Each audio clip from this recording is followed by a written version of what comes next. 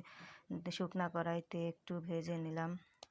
তারপরে এতে গরম পানি দিয়ে বেশ খানিকটা গরম পানি দিয়ে বলক তুলে সিদ্ধ করে নেব।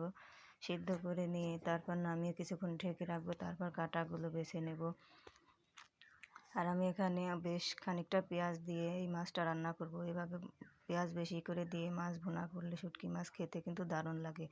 পেঁয়াজটা লাল লাল করে ভেজে নিয়েছি। এখন দিয়ে দেবো আদা রসুন আর জিরা বাটা। এটাও ভালো করে ভেজে নিয়ে ওতে দিয়ে দেবো এখন গুঁড়া মশলা, হলুদ, লবণ, মরিচ, জিরা আর ধনিয়া গুঁড়া। তারপর এটাকে ভালো করে অল্প অল্প পানি দিয়ে কষিয়ে নিলাম আর তেজপাতা গরম মশলা দিয়ে দিলাম। ঢেকে ঢেকে মশলাটা ভালো করে কষিয়ে নিয়েছি। মশলা কষানো হয়ে গেছে। এখন গোটা রসুনের কোয়া আর বেছে রাখা মাছগুলো দিয়ে ভালো করে নেড়ে চেড়ে ঢেকে দেব। ঢেকে ঢেকে ভালো করে কষিয়ে নিলে কিন্তু মাছটা খেতে ভালো লাগবে। এই যে আমার ঢাকনাটা খুলে আবারও নেড়ে চেড়ে দিলাম। মাছটা কষানো হয়ে গিয়েছে। এখন বেশ পরিমাণ পানি